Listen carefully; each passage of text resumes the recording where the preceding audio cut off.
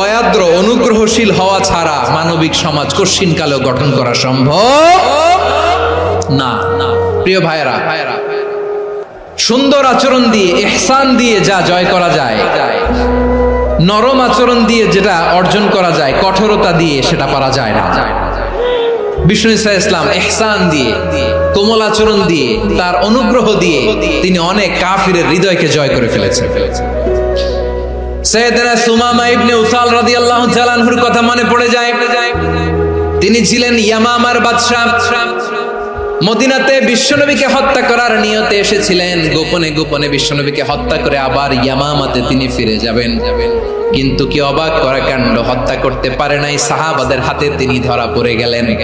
সাইয়েদনা সুমামা ইবনে উসাল রাদিয়াল্লাহু তাআলা আনহু হত্যার নিয়তে আসলেন, কিন্তু হত্যা করতে পারলেন না। সাহাবারা ওনাকে ধরে ফেললেন, ধরে মসজিদে নববীর পিলারে